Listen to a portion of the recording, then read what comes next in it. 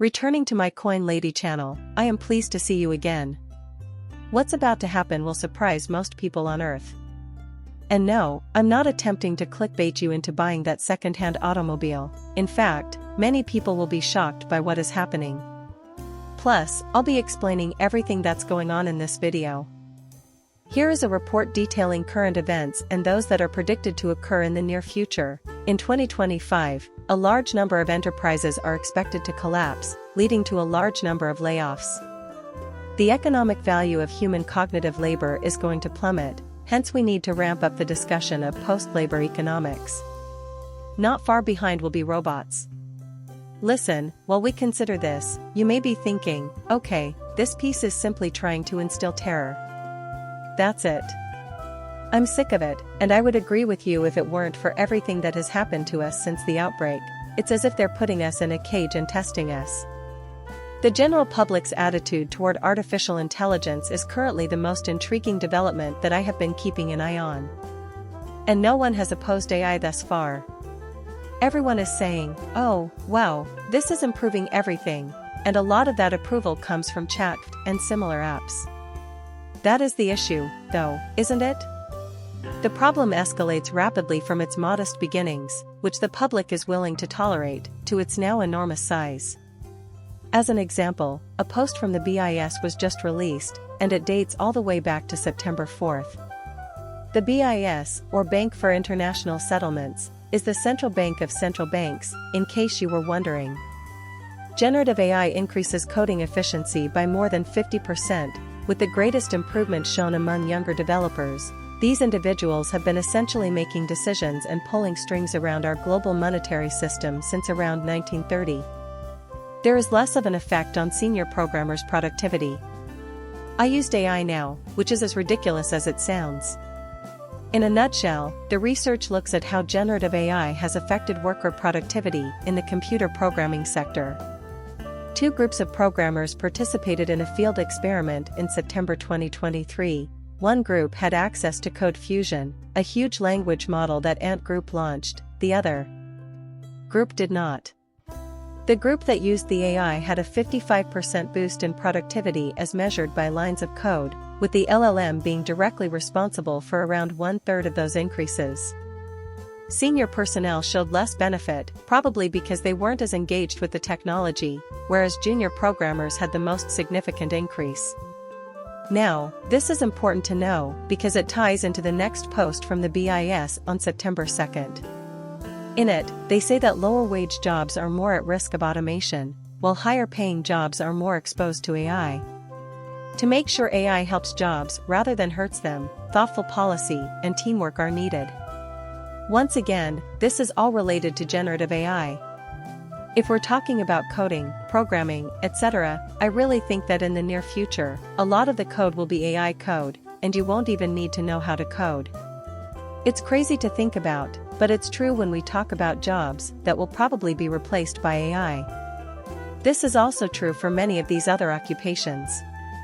Going back to our findings, we can see that this study examines 711 different occupations in the United States to see how artificial intelligence is influencing the job market.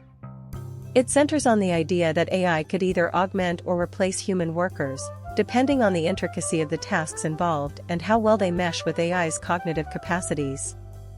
The study analyzes the effects of AI across different salary brackets, differentiating between essential abilities for a job and supplementary skills that are helpful on the job. The important results are presented here. While AI is becoming increasingly prevalent in high-paying jobs, it is often used to augment rather than replace human workers' key competencies. For instance, legal research for lawyers is automated by AI while their basic abilities remain unchanged. Although low-wage positions are not as threatened by AI as other occupations, when they do become available, it is expected that AI will displace humans in performing core tasks such as scheduling and document preparation for clerks. Prone to mechanization. Due to the high level of physical interaction required in many low-wage jobs, 45% of the skills in the highest wage quartile are exposed to AI, while only 26% of the skills in the lowest wage quartile are affected by this dynamic. As a result, wage inequality could widen as low-wage workers are displaced by AI and high-wage workers experience productivity gains at high AI capabilities. The policy ramifications are also an important consideration. While white-collar workers may be relatively unscathed in the near to medium term, low-wage workers face a far higher risk of displacement owing to the complexity of their core skills. To mitigate the risk of AI-driven inequality, skill development, transparency in AI, international cooperation, and labor policies are all necessary. The most bizarre part is that these nations are testing the efficacy of universal basic income, as we can see in this post from June of 2023. So, why am I even mentioning this? Reason being, when we examine the BIS's warnings, we see that they focus primarily on autonomous jobs, i.e., jobs that could be automated using AI. Here we have tried-and-true guaranteed income schemes, which have been proposed as a response to the growing inequality caused by factors such as the increasing impact of AI and automation on the job market and the widening global wealth gap. Universal basic income is the most all-encompassing scheme. Uniform Basic Income, UBI, is defined by the World Bank as follows. It is a program that should be provided to all people in a cash-based and unconditional manner. To varied degrees, it challenges existing practices with its all-cash, no-conditions design. Few nations have tried Universal Basic Income, UBI, programs, and none have kept them in place for the long haul, according to the World Bank. Here in Alaska, we too have the breakdown, although there have been a lot of similar tests in Finland. Once again, UBI is being implemented in a massive manner. Elon Musk issued a stern warning 7 years ago, speaking of 7 years ago, that increased use of robots would lead to worldwide mass unemployment. People can't stay alive without a universal basic income. Elon Musk spoke at the World Government Summit 7 years ago. When considering layoffs and corporations looking to increase revenue, the most effective approach is to incorporate AI and robots. And this is truly coming to fruition right now. Both AI and robots are making strides forward. Furthermore, I do not believe that there are currently enough conscious individuals to comprehend the true nature of the elite's preparations. We can see that AI and automation were even mentioned by the World Economic Forum in 2023.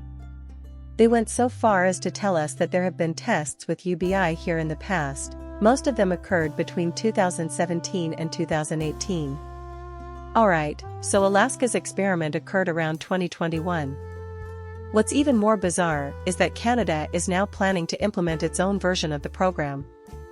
Universal basic income, sometimes known as government reliance, is something that liberals think will have good outcomes. We even have Wales to test out a UBI program to help with living expenses.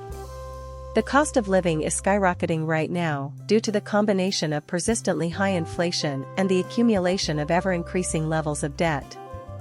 When we add in the fact that AI is becoming more prevalent and is beginning to displace humans in the workforce, the demand for and necessity of a universal basic income continues to skyrocket.